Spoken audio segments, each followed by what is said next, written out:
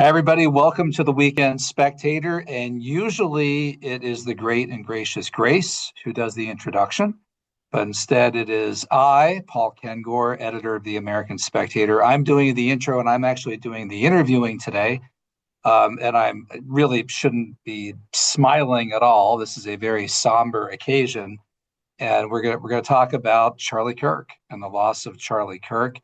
It is such a stunning thing. I still feel sick about it. We are recording this on Friday, so it'd be at this point, I think, close to about 48 hours after he was shot. In fact, the clock here, where I am, Eastern Time at Grove City College, is 3:30 on Friday, and it was when I came back from class, my 2 to 3 o'clock class on Monday, that I got my first text message saying that he had been shot. And at that point, I didn't exactly know what that meant. And then the next thing that I got, it said he had been hit in the neck. And at that point, I'm hoping and praying that it was like, grazed his neck, bullet grazed his neck, right? But it turns out that wasn't what happened. It was a fatal shot and probably killed him almost right away. But I'm getting ahead there. And so we'll just start by Grace. I wanted to interview you because oddly, everybody thinks I know everybody in the conservative movement, which I do, but I didn't know Charlie. I think I met him one time at an event somewhere briefly, and we emailed maybe once or twice over the years, but otherwise I didn't know him. But you knew him, you met him, and he helped you get your start in the conservative movement that you're now in. So why don't you tell us about how and where you first met him? Yeah, well, and I'll say too, I wish I knew him better. I really didn't know him personally at this point too well, but his impact on my life has been tremendous nonetheless. I wish I knew him better, and it's especially sad now. Always hope to, of course, but uh, still, I'll go on with the story because the impact can't really be overstated. I quite literally would not be talking to you. I probably wouldn't have gone to Grove City College and pursued a career in conservative politics. I really just don't know because my family started me on the path with my values, and all the credit there goes to my incredible family in the ways that they've inspired me. But when I was 15, I actually met Charlie Kirk. I went to my first conferences back that year. I had seen advertisements for Turning Point USA and just thought, wow, this looks amazing, perfect. This is back when Turning Point did their conferences in a small room. Right? With a small room, these were their regional conferences, and then their biggest ones were in a pretty small college auditorium Wow. in DC. So it was back at the beginning of the organization. And Do, after do it, you know the year? Do you recall the year? yeah, 2018, I think, Okay. That's was when I when, got my first emails from him.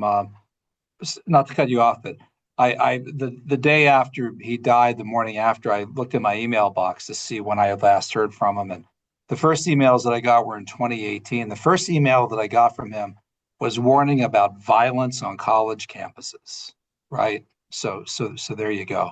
But 2018, that's when you first met him. Yeah, so what happened was, so after meeting him and attending this event, I went home and quite literally created my conservative social media page. The Wow. first post on there is the picture of me with him, which you can see on your screen. And it inspired me. It told me that it was okay for me to speak out and stand firm. That's what gave me the push of courage to commit to standing for truth no matter what the consequences were going to be. At the time, I was in high school and I knew that I was always raised the internet is forever. So I knew that if I decided that I was going to share my conservative views, that would likely mean losing friends, that would close me off to jobs in the future, that I might Persecution, want to pursue. So at the time, cancel culture. what was that? Yeah, persecution, cancel culture. Right, Yeah, right. and at the time, it was a much different country where there were less conservatives who were willing to speak out. Now you could argue the persecution is greater, but there are a lot more empowered voices. Back then, you were going, I went to a liberal school in Connecticut. It was few and far between were the other conservatives. So back at that time, that's what gave me the inspiration and the push. And his legacy and impact has been that on countless other young people, old people. Obviously, this transcends age. He inspired millions across the world, but especially for Generation Z, the story that I have is a common one. It's really not unique because that's just how impactful he was. That's how many people's lives that he touched and impacted, whether that was encouraging young people to get literally involved in politics, or whether it was just empowering them to have that conversation with a friend that they've been scared to have about a really important issue, or a family member, or whether it was to inspire a student to maybe not feel like they had to lie in writing a paper out of fear of getting a bad grade. I mean, he's been the glue, the centerpiece, the voice for Generation Z, and I'll argue he'll continue to be. I mean, how blessed are we, like even through a tragedy like this, that we have, that we get to keep so many of his valuable words, that we get to watch all of the videos that he's done still, to continue to learn from him for years to come.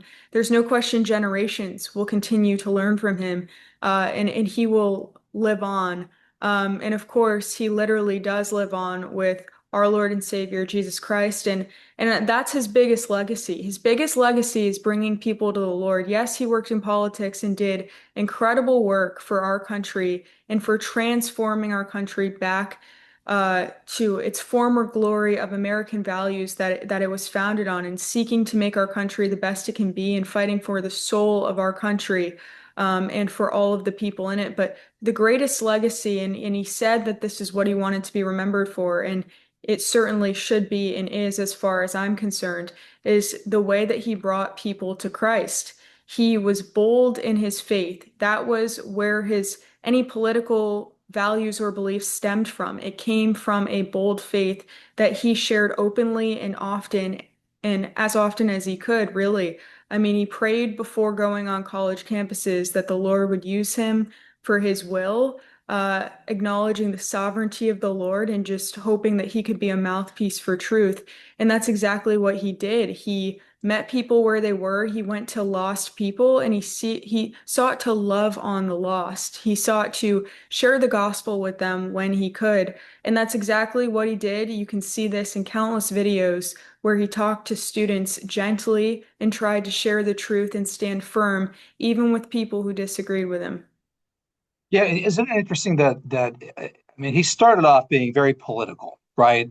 Political, ideological, but his messages in his final months, weeks, maybe even the last couple of years were increasingly about faith. Mhm. And I I mean, he I'll say from watching him over the years, something changed when he met his wife Erika, and I know he met right.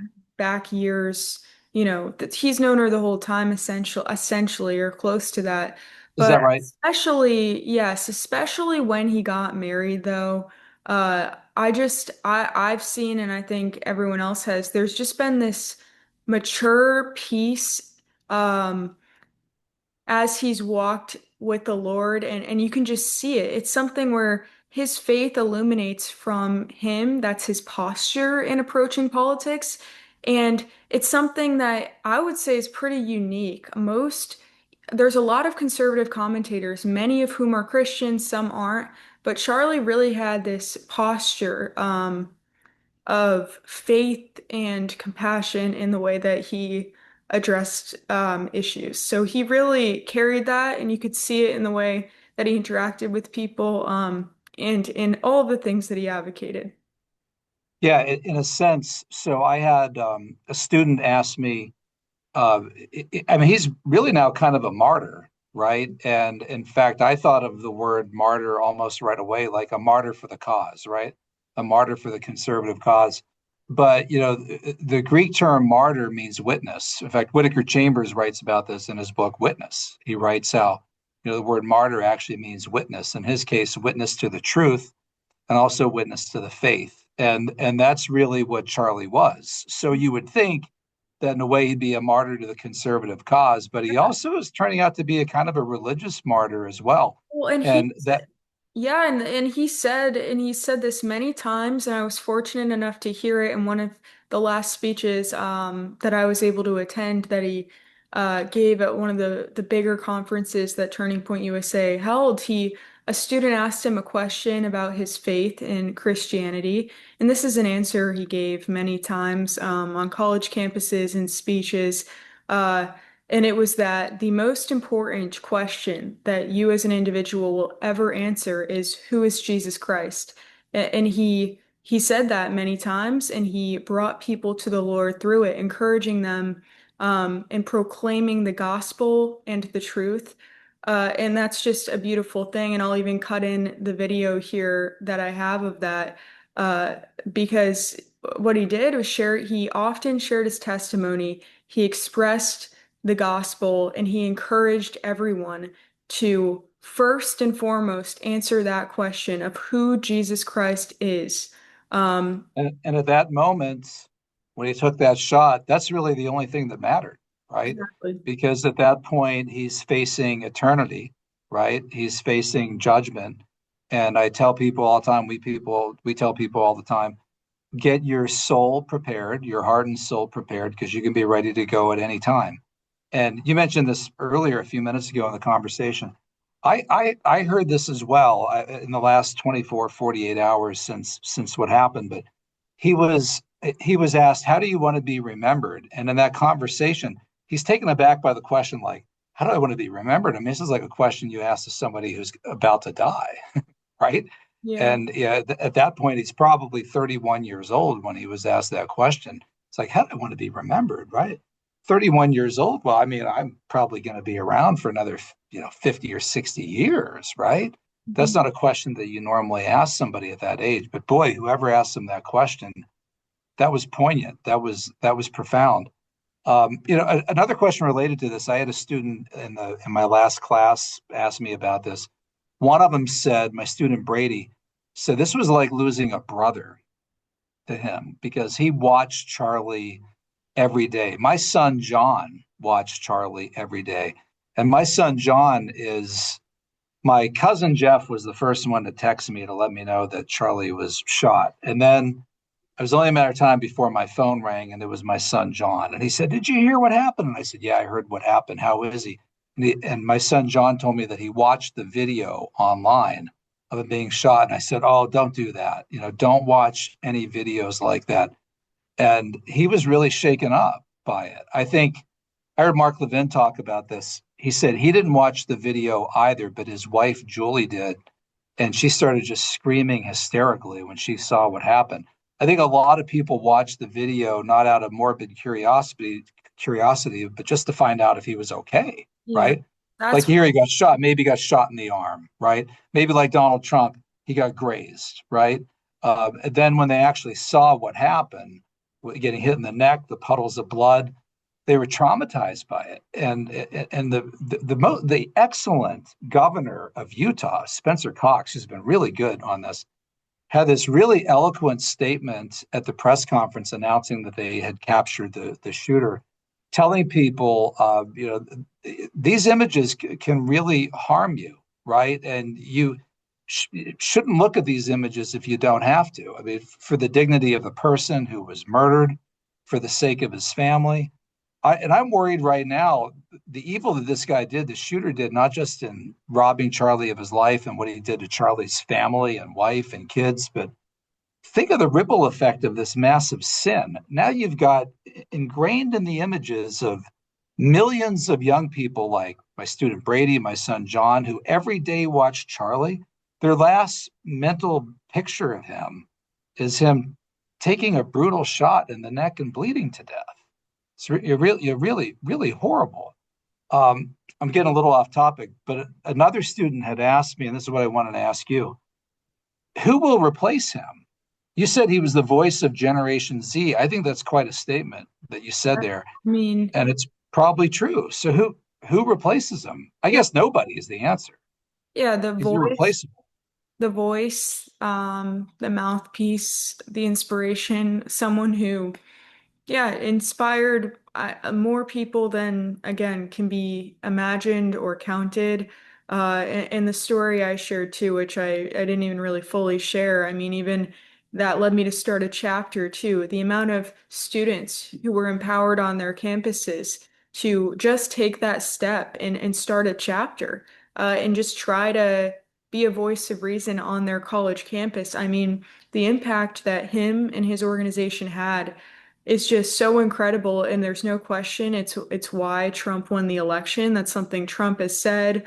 Um, Why the guy was gunning for him, literally, right? oh, absolutely. And getting the youth involved like that, this is the guy in the organization who defied the odds and rejected the idea that young people had to be on the left and that's just how it was going to be.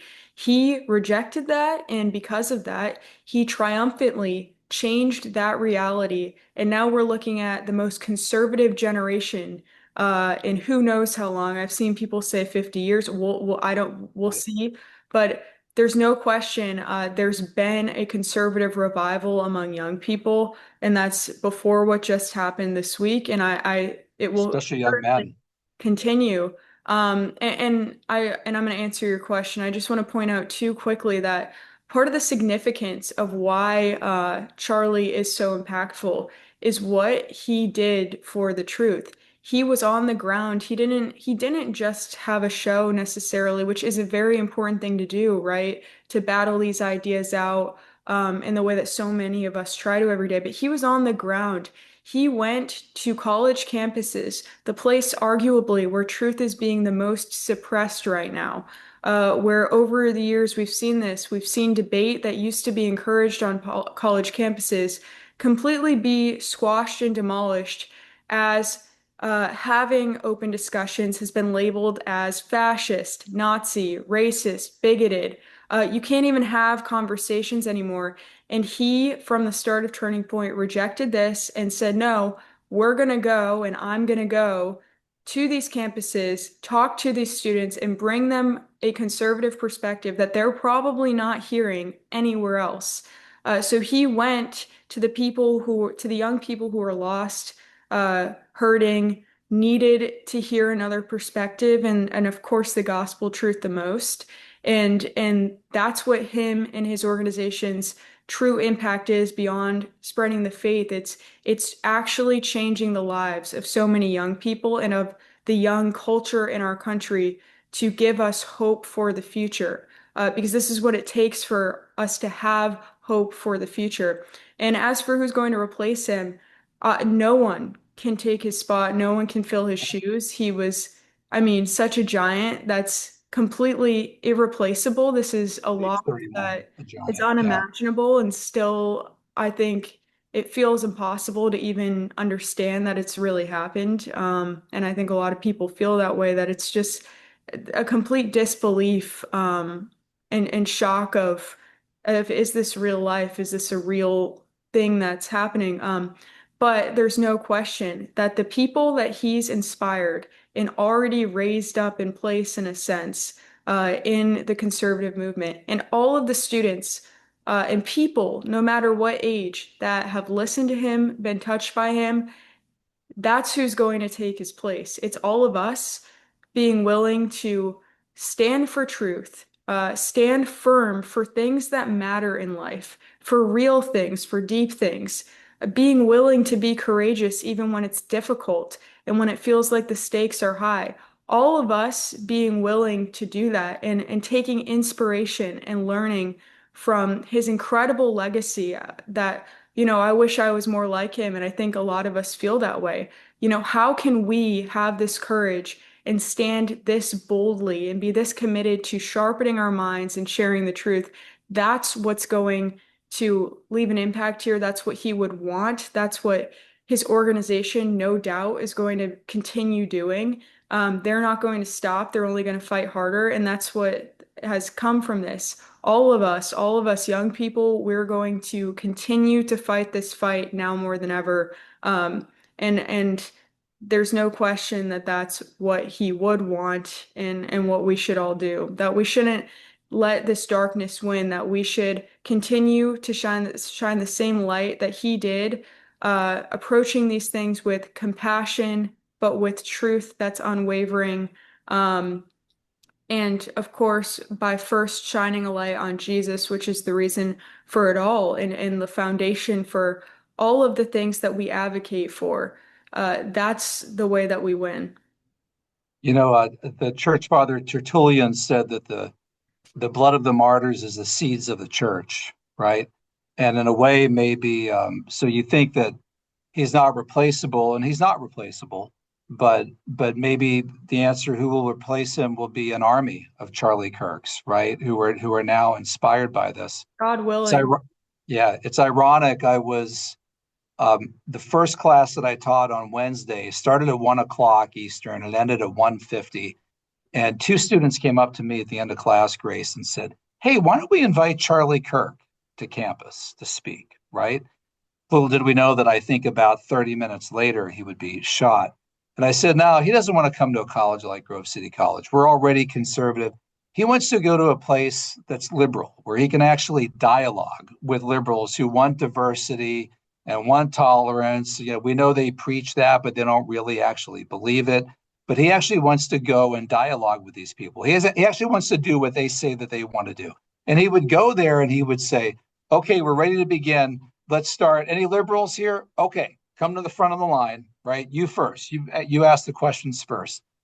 And his whole point was that college campuses were not safe spaces for conservatives. And Mhm. I guess that was more than proven this week when he was murdered on Yeah. a college campus. And that and the fact that he's gotten threats probably every single day, Right? probably hundreds, thousands, I'm not sure, every day. And every time he goes to a college campus, there Lots are of security. protesters. Yeah, it's like, and I think it's also been proven in some of the reaction to this, which has been the most disgusting thing I've ever seen. I'm Yes, sure how much you've seen the people online openly celebrating this. horrible, evil. Yeah, and I think part of the problem here is some people are pointing on the left are pointing to this as a fringe thing and saying, oh, well, of course we don't support violence. But I think something that we should really have clarity about and understand is the amount of people who have justified this is not a small fringe amount, it's a pretty large fringe. And Right. even the leaders of the Democrat Party chanted no at a request to pray for Charlie when he had been shot. Yeah. So Isn't that fitting? yeah, so for Democrat leaders to react that way to something, and obviously we've seen plenty of Well, people. well, well, their religion is their politics and their ideology. And when you have an increasingly desecularized country, or secularized country, de-Christianized, pagan, and their whole worldview is not about typical religion, conventional faith, Judeo-Christian values, but their left-wing ideology, right? This is what their worldview teaches them. And also, once again, we're seeing the danger, as Donald Trump and people warned about all the time. You call people a fascist, a Nazi, Hitler, saying they're trying to destroy democracy, calling Trump a king, all these other things. And you get some 20-year-old who doesn't know any history, been brought up in public schools and liberal universities and doesn't know any better, right? This guy believed that he was doing good by shooting Charlie Kirk, right? Well, if you lived in Nazi Germany in 1937, wouldn't you have taken out Hitler if you could before the Holocaust, right? And chillingly, this guy on the bullet encasements actually wrote, "Hey, catch fascist," right?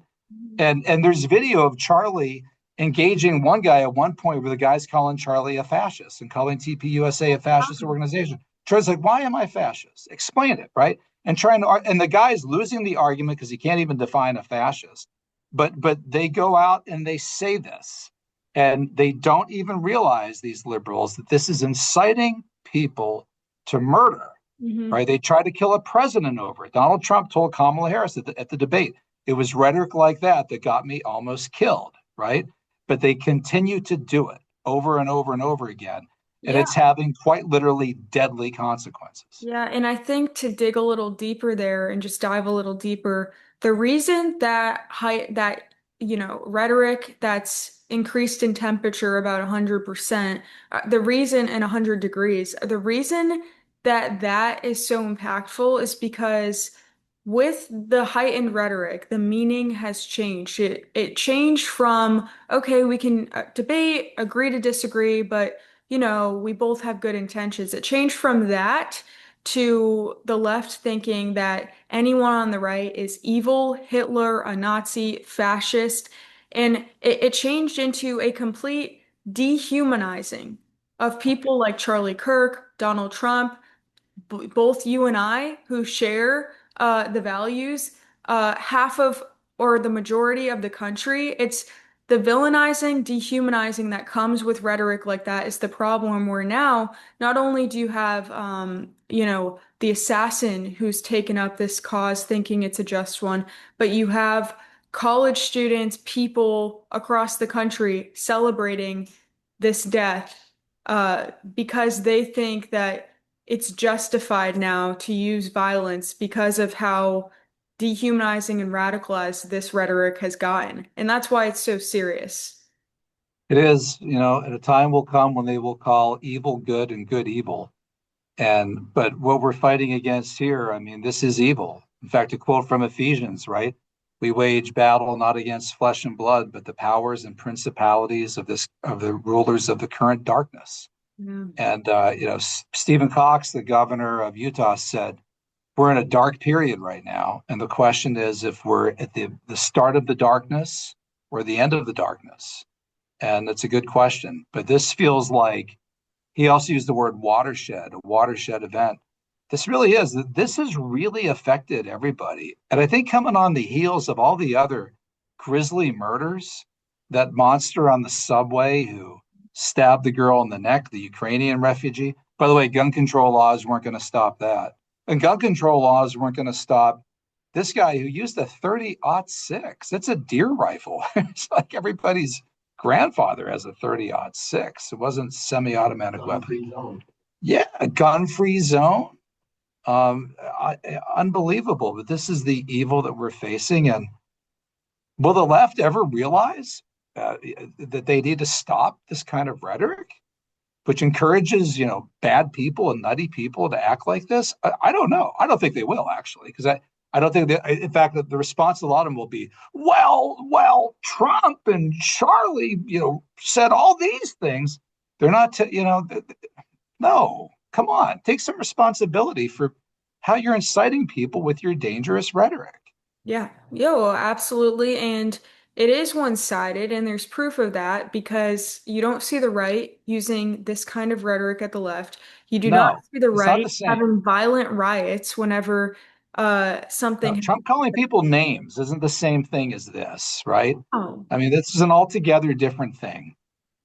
Yeah, no, not at all, not at all. It's insane and yeah, I'd have more hope that the left would realize this in time if there weren't so many that have celebrated or found right. no issue with what happened to Charlie. No, And that's it right. happened, That's by right. the way, to his wife and two young kids.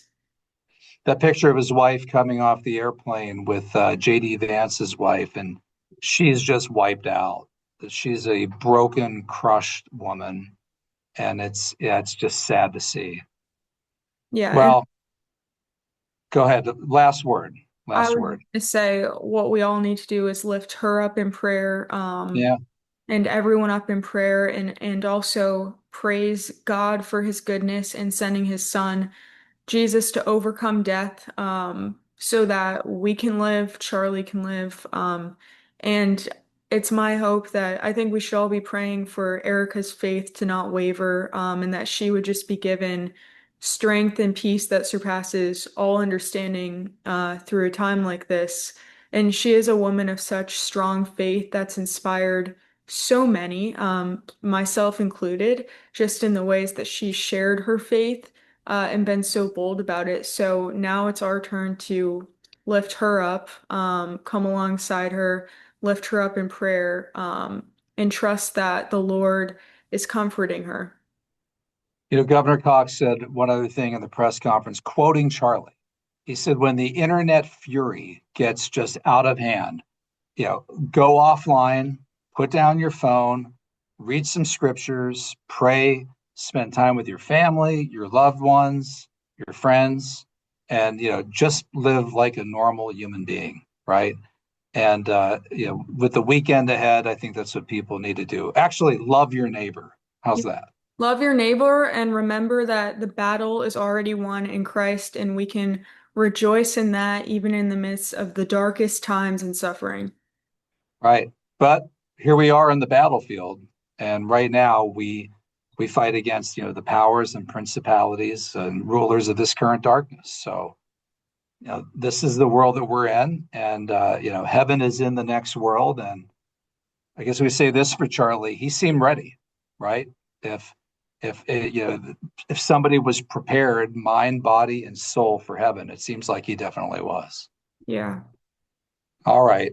Well, thanks everybody for joining us this week, and very somber episode. And we'll talk to you next week. See you, Grace. Thanks. Hang in there.